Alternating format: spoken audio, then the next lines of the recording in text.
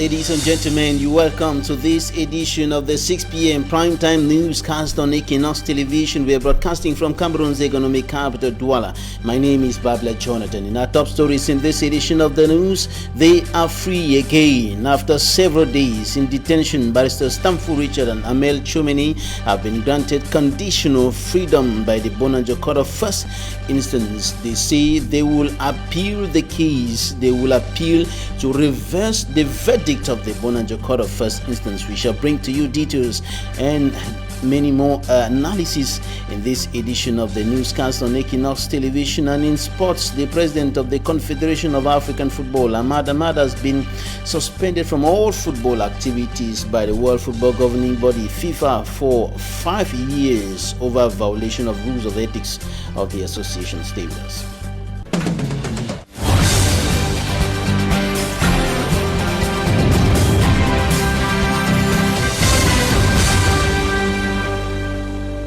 The Court of First Instance in Bonanjo, Douala 1 subdivision has granted conditional freedom to Barristers Tamfu Richard and Amel Chomeni, who were arrested after the standoff between some lawyers and security and defense forces in that same court. They have been in detention for several days, and during the hearing of that case today, they were granted conditional freedom.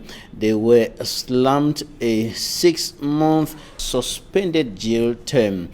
Details in this report by Kamer Charles. They have been slanted a 6-month suspended sentence for 3 years. This is the verdict of the Bonanjo Court of First Instance in the case of Barrister Tamfu Richard and Amel Chomeni. They have been given 6 months suspended sentence for 3 years. It means they can go home, and that if they commit this kind of offense again, then they would have to serve the 6-month sentence before they are prosecuted. The lawyers are also to pay a fine of 100,000 francs CFA for destruction of property, contempt of the magistrate, group rebellion, and disturbance of public services. It was more like a clash of the titans. There was the force of the bench and the force of the bar. And so I think the judge saw that there was too much tension in the air and thought that it's what we call in English, in pidgin parlance, a draw game. Everybody went home satisfied. But I want to say that it is not necessary for that clash to always happen, because that kind of force can get out of hand and the entire nation will suffer. There's every reason for us, when we have this kind of problem, for the bar and the bench to meet in Wicklow and discuss and solve the problem. The lawyers say they will file an appeal to reverse the verdict of the Bonanjo Court of First Instance. On the 10th of November 2020, the popular slogan which emanated as "Fire in the Temple of Justice" came as a result of lawyers being ill-treated at the Court of First Instance in Bonanjo when forces of law and order threw tear gas into the court to disperse the lawyers who were protesting against the detention of their colleagues. Kamer Charles reporting there. And of course, that was a Ntoko Justice Barrister, Solicitor, Notary Public, member of the Cameroon Bar Council, speaking there in that report. And he went further to analyze today's court session compared to what happened in the first appearance of the first, that is the court session, during which the lawyers had a standoff with security and defense forces, or better still, according to some lawyers, they were attacked. Listen to him. The procedure I saw in court today was a procedure a little bit different from what we have in the Anglophone section of the country. The two gentlemen pleaded not guilty, and we expected the court to produce the witnesses so that you could give evidence of what happened, and then the accused persons will have an answer to give. But surprisingly, it was the Procureur de la République who gave the evidence and gave the exhibit in court. That is not the procedure. And so the aspect of cross-examination, examination in chief and re-examination was not seen in this court. So it was more like a miscarriage of justice. I think there's so much for us to learn from all of this. It was a horrid one too. I can conclude it was a horrid decision for people to go home and reduce the tension in the air. Eba Ntoko, Justice, Barrister, Solicitor, Notary Public, and member of the Cameroon Bar Council, speaking there, comparing what happened during the court session in the Bonanjo Court of First Instance in the Douala 1 subdivision today and what happens in Anglophone Cameroon, or better still in the northwest and southwest regions of the Republic of Cameroon. And earlier, lawyers in the country had agreed to go on a nationwide strike action beginning November 30th against the detention of their colleagues and what is qualified by the lawyers as an attack on the legal profession in the country. For me, Armstrong Sander has more. The strike action is one of the resolutions taken during the extraordinary Bar Council session that took place in Yaoundé on November 13, 2020. Holding on the heels of police brutality on lawyers in Douala at the Bonanjo Court of First Instance on November 10, 2020. The Bar Council adopted a couple of resolutions to push for the release of all lawyers in detention and revamp the tarnished image of the profession. Contained in a two-page document co-signed by the acting Bar Council President, Barrister Claire Atangana, and the Bar Council Secretary General, Barrister Philippe Olivier, members unanimously called for a nationwide strike action beginning November 30th to December 4th, 2020, during which no lawyer shall attend court. Members of the Bar Council also suspended the appearance of lawyers on criminal matters in all the courts across the country, including the Supreme Court and the Special Criminal Court. They also suspended the appearance of lawyers in all courts dealing with electoral dispute, including the Constitutional Council. The Bar Council also cancelled judicial honors for the late Bâtonnier Barrister Charles Party Chakunti from taking place at the Court of Appeal in the Littoral region of Cameroon and the Supreme Court in Yaoundé in the Central region. The Bar Council says the said judicial honors will take place in a different location, more accommodating to lawyers, and which will be announced later. The Bar Council wants lawyers in Cameroon to be calm, cautious and more vigilant, avoid provocation and violent confrontations in order not to fall into what they call snares designed to weaken the bar. Among the lawyers detained in Cameroon are two Douala-based lawyers, Barrister Tamfo Richangarka and Barrister Amel Keming, who witnessed the lawyer-police confrontation at the Bonanjo Court of First Instance in Douala. They are reportedly charged with insulting a magistrate, destruction and commenting on a matter which is sub judice. For me, Armstrong Sander reporting there, and Barristers Tamfo Richard and Amel Chumeni currently being set free from the New Bell Central Prison, where they have been in detention for several days following their arrest after the incident in the Bonanjo Court of First Instance. We shall be giving you updates on that. Now we talk about the campaigns ahead of the December 6 regional elections in the Republic of Cameroon, the first regional elections in the country, and campaign started over the weekend in the northwest region. The campaign was launched by officials, militants and supporters of the ruling Cameroon People's Democratic Movement (CPDM) political party at a Yaba hotel amid the unstable socio-political and security situation reigning in the northwest and southwest regions of the country. And the campaign launch took place, of course, over the weekend, as I indicated, and chairing the launch, former Prime Minister and Grand Chancellor of National Orders, Philemon Yang, in his capacity as coordinator of the CPDM campaign team for the Northwest region, said that the regional election presented an opportunity, or presents an opportunity for what is qualified as a rebirth of the region. Listen to him. Some say the word decentralization in Cameroon is almost as old as the country itself, but yet very little to show even by the supposed actors. the drivers of the process. And today in 2020, the Cameroon government says the time is now. The time to act is now, for tomorrow might be too late. Once more, let's all look in the same direction by supporting the vision bearer in the person of President Paul Biya. And in Buea, the southwest regional capital, the Cameroon People's Democratic Movement, the CBDM, is launching the campaigns for the elections of the regional councillors. Former Prime Minister Peter Mafani Musonge, the Southwest team leader, revealed that the nation is at the final stage to witness the birth of effective decentralization. We're in the last phase of decentralization of the process, and the election of 6th December 2020 is the highlight of the process. And the Anglophone regions are having a plus of a special status.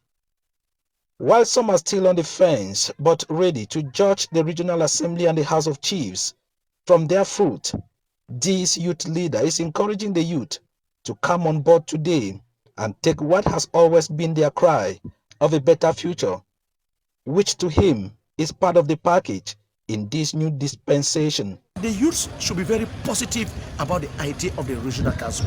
Let us come together and support the idea. It is in our favor, especially the youth of the Southwest, especially the youth of the Northwest. I'm telling you, let us not go behind.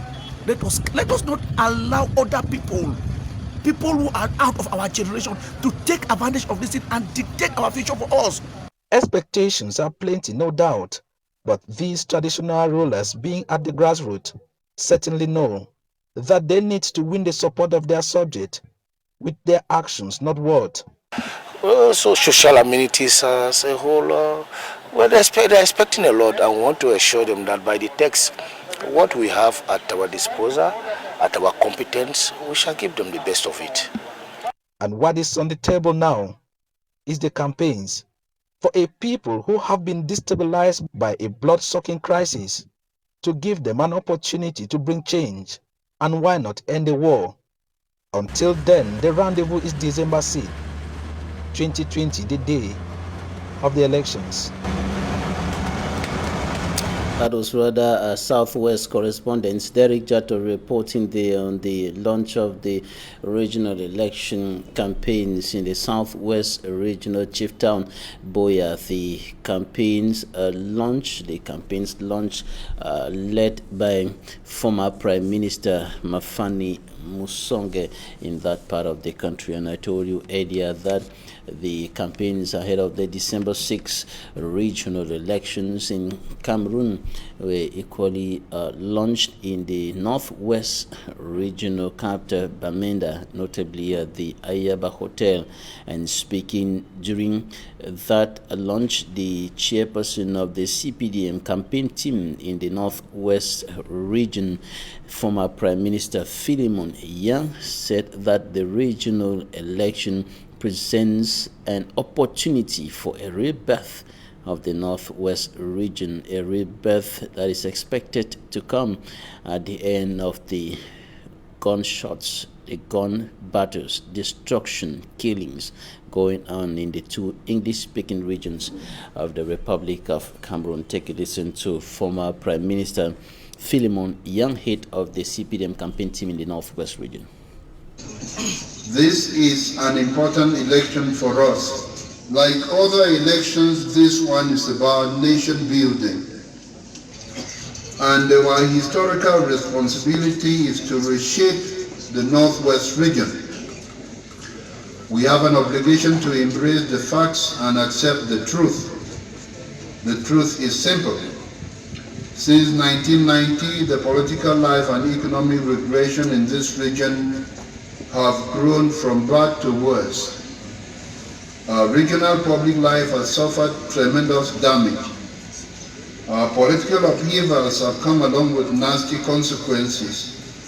In the past 80 years, the stormy upheavals in this region have constantly jeopardized our economic and political progress. In fact, this is an understatement. We have an obligation to accept that our regional ups and downs have rendered us economically unattractive to visitors and to business investors. Constant upheavals do not attract business and economic activities. Our choices have come along with horrible consequences. This is unfortunate. However, we have a God-given right to reshape our region and embrace a beautiful future in this region. And now we go up north, where traditional rulers in Marwa, in the far north region of the country, express optimism with regards to solutions to the plights of their respective communities, notably inadequate electric energy and portable water supply, the problem of bad roads and other social problems. These problems are expected to be solved within the context of the implementation of the new decentralization code, with the regional elections coming up on the 6th of December 2020. Inocenazi has more. Campaign ahead of the December 6th regional election is on in the Jamari division.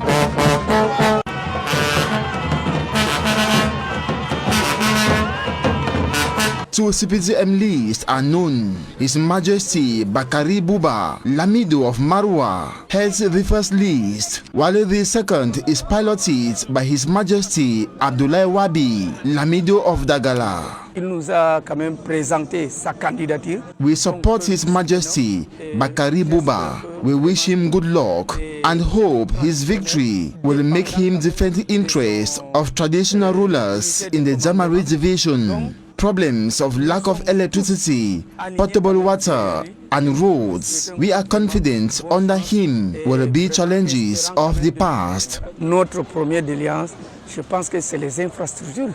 Oui, c'est l'occasion d'exprimer leur voix. Et on est tous derrière l'équipe que tous les majestés ont bien voulu choisir pour conduire à bon port ces conseils régionaux. There are 1,666 second and third class chiefs who are expected to vote their choice. These chiefs are equally convinced that oui, avec la décentralisation, the most talk about decentralization can be solutions to problems plaguing localities in Jamari. En direct avec lui. With the involvement of traditional rulers, the latter hopes that they will be considered in their functions as auxiliaries to the administration. Nous sommes l'auxiliaire de l'administration, l'œil de l'administration, porte-parole de l'administration. Campaign launched in the Jamari division is expected to attain maturation in the days ahead.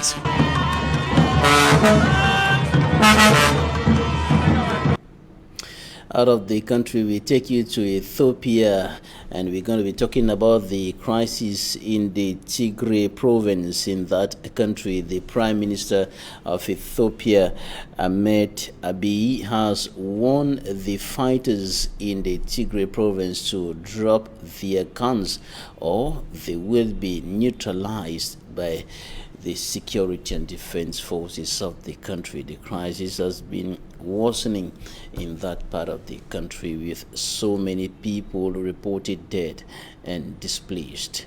Immaculate Fogwe has more. Ethiopian Prime Minister Abiy Ahmed has given Tigrayan regional forces 72 hours to surrender before the military begins an offensive on the regional capital Mekele, which has been invaded by people who he qualifies as rebels. Responding to the Prime Minister, the Tigray People Liberation Front said its forces were digging trenches and standing firm. They say surrendering is not an option. Tigrayan leaders are accused of revolting against the central authority and starting the conflict by attacking federal troops in the town of Dansha. The Tigray People Liberation Front blamed Abiy's government of marginalizing Tigrayans immediately as he rose to power. They say he removed many of them from top government and military positions and equally detaining many. Hundreds of persons have been killed and 30,000 refugees now seeking refuge in neighboring Sudan since November 4th, when the conflict began. All attempts made by foreign nations to mediate the conflict have failed, as the Prime Minister says it is not a conflict or war, but law enforcement operation. In a statement on Sunday, he said all the necessary precautionary measures have been taken to ensure that civilians are not harmed. Over in Burkina Faso, vote count has begun after Sunday's presidential and legislative elections, which was held in a tense security environment. President Roch Christian Kambore's reign, marred by insecurity carried out by jihadist groups, led to over 1,000 deaths and displacing 1 million people from their homes due to violence. Opposition candidates accused the president of not putting enough efforts to end the bloodshed. According to the Central Election Commission, about 7% of the electorate were unable to vote for fear of violence in the north and east of the country. United Nations organization has urged Ethiopian authorities to ensure the protection of civilians as the army plans to attack the capital of the northern region of Tigray. Yesterday, Prime Minister Abiy Ahmed announced a 72-hour deadline for the region's fighters to surrender. The army warned Mekere's 500,000 residents that soldiers will encircle the city and attack it. The Tigray People's Liberation Front, which controls the mountainous region, has vowed to keep fighting. Hundreds of people have reportedly been killed and thousands displaced in the recent weeks. The United Nations humanitarian coordinator for Ethiopia, Katrine Suzy, says the authorities have to guarantee the safety of aid workers and civilians. Now in sports, the president of the Confederation of African Football has been suspended from all football activities for the next 5 years by the World Football Governing Body. FIFA Ahmad has been banned from all activities concerning football with regards so in connection to his alleged violation of rules of ethics of the FIFA Association. Details in this report by Smanjik and Gabriel. When he was elected as the Confederation of African Football's president some 3 years back, many saw Ahmad as the square peg in a square hole and knew that things will no longer be the same again in Africa's football, with several changes envisaged. The sanction coming from the chamber of the Independent Ethics Committee this Monday has surprised every sports fanatics on the African continent. The committee accused Ahmed of breaching the code of ethics in the following aspects: duty loyalty, offering and accepting gifts or other benefits, abuse of position, and misappropriation of funds. The themes of the decision were notified to Mr. Ahmed Monday, 23rd of November, when the decision was signed. In accordance with Article 78, Part 2 of the FIFA Code of Ethics, Ahmed will be notified in the next 60 days, after which it will be published on legal.fifa.com. The decision of the Chamber of the Independent Ethics Committee entails that Ahmed will be suspended for a period of 5 years. It's a big decision, yeah. We are going to take big decision here. Talking Point is up next.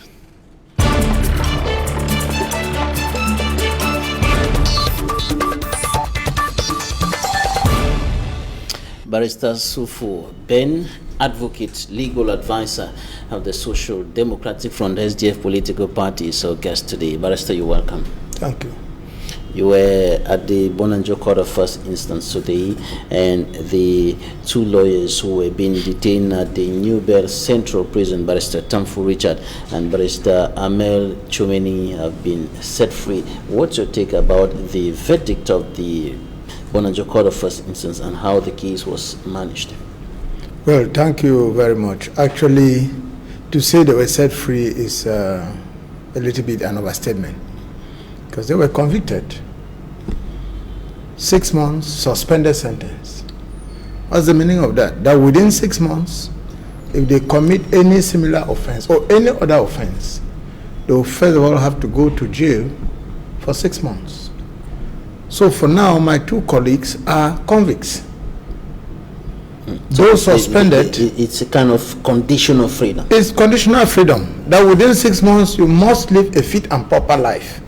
But what we are saying is, yes, that's a verdict which is subject to an appeal, and which we, the lawyers, have decided to appeal. The aching issue is, why should the Procureur de la République tender a case filed in court when the military people who brutalized the lawyers were even within the precincts of the courts? The issue is, when an offense is committed, this offense to the State Council, it was committed flagrantly. Actually, it was even contempt in Korea in the face of the court. Now, there was... Before we go further, please, can we have a little more explanation of those legal terms? Yes. What we are saying is, according to the legal department, the prosecutor, the lawyers put a standoff against their colleagues not being granted bail and to be conveyed back at the Newberg prisons. Now, the military were called in, who came and used tear gas and used force against the lawyers in order to take back their colleagues to Newberg prison. What we are saying is, if at all an offense was committed, it was committed on either way. When the military man uses excessive force, he too is bound to be tried. And when you now bring the lawyers for trial and you keep away the supposed witnesses, who are the military people, because under cross-examination, it was going to come out that actually the military people who attacked the lawyers on that day at the trial went into excesses. And this can only be brought out under cross-examination. But when you block them and bring the case file, they'll tell you, well, it is found in the law. It's unfortunate. The Criminal Procedure Code is a law which needs a lot of amendments. And they'll tell you they were tried under Section 336. Section 336 of the Criminal Procedure Code is to effect that in the absence of the witnesses, the prosecutor can tender the case file. The question we are asking here is, where were these witnesses? Where did they go to? No justification was given in the absence of the witnesses. And as I say, these were military people who were present. Normally, the battalion that came that day to attack the lawyers were known. The state prosecutor, the state council cannot pretend to say he does not know the elements of the police or gendarme, whosoever, attacked the lawyers on that day. So those are his witnesses. They came to maintain order. They came to maintain order. The lawyers. No, when you come to maintain order, and in the course of trying to maintain order, you go into excesses, you have committed an offense, and you equally be tried, Mr. Babla. So the soldiers who were involved in that, yes, cacophony, we should call it that way, should be equally. They should be tried. They should also be tried. Yes, and if they had submitted themselves for examination in chief and cross-examination, most probably, and I'm certain about that, the element of provocation shall have come in. We all know our military. Quite often they get into excesses. Normally, lawyers are gentlemen, and the first tool of a lawyer is his brain, and the second his pen. No mad lawyer will just get up and start attacking a military man or attacking a judge or attacking a registrar in a courtroom. That is our judicial temple. And that is where the lawyer has the highest protection on earth, the world over. If he's attacked in his own sanctuary, then there's something fundamentally wrong. And at the end of the day, none of the people who attacked agreed. Some school of thought will say the lawyers, first of all, committed an offense. Yes, but do two rights make a right? Do two wrongs make a right? The answer is no. No, the verdict of a 6 month suspended sentence that runs through a period of 3 years. Is it equal to what happened? Is it equal to the charges leveled? Yes, as per the charges leveled, that verdict is within the frame. But what we are saying is, like the question I raised earlier, which I'll continuously raise, where were the witnesses of the prosecution? No reason was given for their absence, meaning Section 336 ought not to have come into play when Section 333, 334, 335 have not been exhausted. This cited section talks of examination in chief, cross-examination, and re-examination. And 336 is only an exception to the rule of odi altering party. That is, let the parties be heard. And in this case, and the parties in this case were the military people who used force on our colleagues, and any other witness who was in court there. It might be some passerby who witnessed what was taking place in court on that day. It may even be the magistrate who was in court on that day that could be a witness. Nobody is above the law. And when an offense is committed, everybody needs to come on board. What is the impact of the absence of the witnesses on the verdict, on the decision taken by the court? The impact on the absence of the witnesses on that decision, particularly that of today, is, as I've said earlier, the element of provocation. Provocation in criminal law is a partial defense. And if cross-examination took place and that element of provocation was brought out, maybe the judge would have, unlike giving 6 months, would have given 3. But that because provocation only diminishes criminal responsibility. It doesn't avail you of the entire punishment. Now, when the law says that 3 months or 6 months suspended sentence, yes, you explained earlier that that means within that 6 months they have to really stay away from. For instance, if it were 6 months suspended for 3 years, what, in other words, the judge was saying that I hereby convict you to serve a 6 months imprisonment term. However, probably because of their profession, you shall not go to jail for these 6 months. But within, you will be free. They are releasing you instantly, but be sure that within the next 3 years, you commit no criminal offense. It's like you are a prisoner in your own house. Because you move now with a chain on your legs. The chain is a mental chain, because the person is not handcuffed, but he's aware that should he commit an offense, they will revisit that judgment on him. And when they revisit that judgment, their judgment will be executed, meaning you will go to jail for the 6 months. Does the law define the offense that shouldn't be committed by the lawyers, or it has to do with any kind of offense? Felony? Ordinarily, everybody is before the law, and a lawyer is a judicial officer. He is even supposed to be more prudent than any other person. The offense, if a lawyer commits an offense, it is rather aggravating, because you ought to know that this is an offense and you stay off. You guard and you counsel people not to commit offenses, so you should not be seen to be committing offenses. Right, I'm asking this question because there are people who have been arrested and charged with what is called in French outrage contre le chef de l'État. Outrage contre le chef de l'État, hostilité à la patrie. You know, hostility against the fatherland, attack on the personality of the head of state. But you see, sometimes even before the advert, there's a law which is a very bad law, which again I must criticize. It's a 2014 law in this country, law on terrorism. Before the coming into into effect of that law, even in the penal code, you had hostilities against the state, meaning you cannot take up an uprising against state institutions or against the head of state in his person, insurrection, revolution. That's if you are revolting against the state, fine. Those are huge penalties. They are called felonies. Yes, but my worry is about the action that often leads to that. Yes. For example, Barrister Tamfu may just come on Equinoxe and then he criticizes the head of state. He criticizes his policies. He criticizes his actions. And then the next day, that word appears. Attack on the personality of the head of state. Yes. Hostility against the fatherland.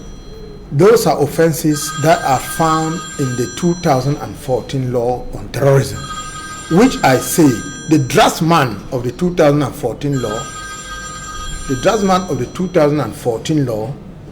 was an anti-democrat. He was an anti-democrat in the sense that the 2014 law stopped even political parties, political activists from going out to demonstrate. If you have a political party and you don't have the opportunity to come out to demonstrate against a decision by the head of state, against a decision by a minister, against a law or a draft law proposed by parliament or the senate, then are we in a democracy? We are not. That's why I said the 2014 law is not only bad, but it is incurably bad because it's anti-democratic. There's anybody that comes out on a street protest. For instance, that Mr. Biya has been head of state for 35 years, is too long. He must go. They'll target the terrorists. For instance, that the detention of this person is not proper. He must be released. They'll say it's hostility against the state. It is found in the 2014 law, which is very unfortunate. Then, why do you allow political parties to exist? Because the only way where a politician can demonstrate his frustration against government institution is by demonstration. Besides writing, is to call his supporters and his militants to come out and do a street manifestation. First, the law says you deposit an application with a due, right? If you put an application to the due of Uri, I want to have a political rally tomorrow and we are going to demonstrate against the decision of the head of state on this and this. And he says no. You're a political party, right? And as a political party, you owe a duty to demonstrate. By the time you come out and say no, because the due said no, you are now a terrorist. Because you violated the instruction of the administrative authority. So, where else do they want? By the time you go to court even to attack the decision of the due, that I was a political party, I own a political party, I have a right to demonstrate, they will tell you, no, those words you are using. Hostilities against the state, revolution against the state. In fact, if we are sincere in this country, we have so many laws to revise. And one of those major laws is the 2014 law. I remember when that law was being debated, SDF protested in the National Assembly. The SDF MPs demonstrated that no, this law is anti-democratic. But the CPDM, and even the overwhelming majority, they went ahead and passed the law. Today, we are all witnesses to it. And you lawyers are now rising up against what you consider as an attack on the legal profession in the country. You have decided to go on a strike action, boycotting courts, not putting on your legal attire, and so on. Do you think this action is enough to produce the needed results? I think so. The action is enough. I hail the Bar Council for taking that decision, because as a core, we must be seen to be one another's keeper. And it, as I said, that's the only way where we can protest. What if we were to put on our robes and say, okay, we are going to meet the Minister of Justice and get to Yaoundé and they say we are terrorists? That hostility against the state. We will now be facing a life jail. Yes. So we cannot take those steps because there's a bad law that stops people from demonstrating. So the best way is to stay off the court hall. First, we'll be exposing our clients to injustice, because there are some magistrates where a protest of a lawyer means nothing. He even threatens the client, whether your lawyer comes or not, I'm going to go on with the case. And when you do that, you are against the rule of fair trial. Give the defendant, the accused person, the opportunity to defend himself. If it's a civil matter, by the time a court pronounces that this man is liable, let the man go home satisfied that at least I was given the opportunity to defend myself. All right, you're the legal advisor of the Social Democratic Front, one of the parties of the opposition not taking part in the first ever regional election in Cameroon, and in the northwest and southwest regions, in the northwest region where you're coming from and the southwest region, the two English-speaking regions, the CPDM is dominating. In fact, the CPDM is everywhere, so to speak, and the former Prime Minister Philemon Yang, leader of the CPDM campaign team in the northwest, said this is an opportunity for a rebirth of the region. What do you think about that? Well, Mr. Yang, Prime Minister Yang, for his words, he has his choice of words, and I have mine. A rebirth after how many years? The regional councils ought to have taken place since 2006. We are 14 years ago when the constitution was amended. What were they waiting for?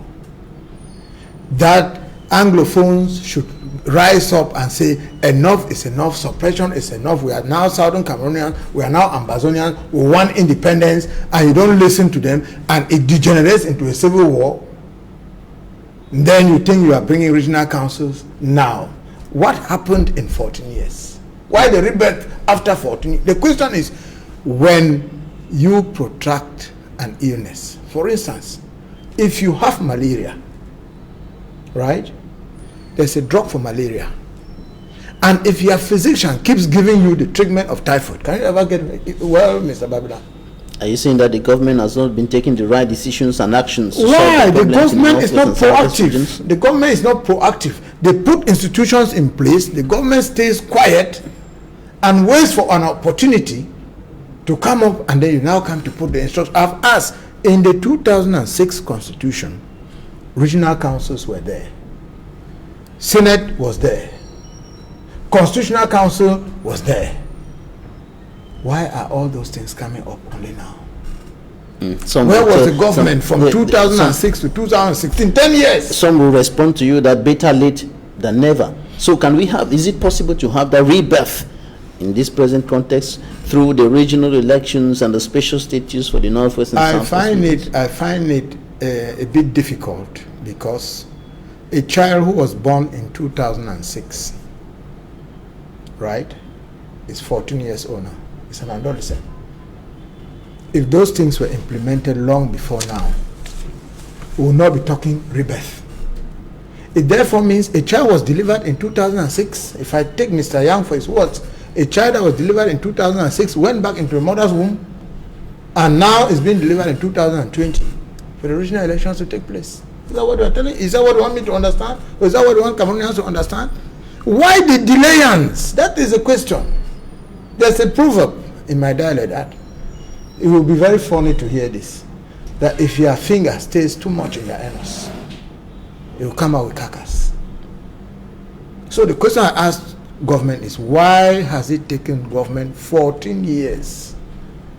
Why is the 2006 constitution being implemented piecemeal when it was not provided for in that constitution that it will be implemented piecemeal? Now that it is being implemented, can it yield the desired result? Well, hopefully if it does, fine. If it doesn't, fine. But as far as the SDF is concerned, the SDF is not in for those elections because of what happened on previous elections before the regional elections. It will be an exercise in futility. Some say, why did the SDF go for the elections, this and that? I'll take you back to 1990. The SDF was criticized that in 1990, if they never boycotted elections, this or that would have happened, this or that would have happened. If the SDF boycotted this year, the parliamentary and the local council election, oh, the crowd would have been, if they went in, they would have had majority. If they went in, why if boycotting an election is a fundamental right? Taking part in an election is a fundamental right. And the Social Democratic Front are choosing to boycott, even though many think that boycotting the regional elections will be of no impact because the party practically had no voters. As far as the regional elections is concerned, the councillors, they lost almost all the councils in the two English-speaking regions. Barrister Sufu Ben, advocate, legal advisor of the Social Democratic Front, thank you for joining us today. It's a pleasure. Thanks, ladies and gentlemen, for staying with us. That's it for today.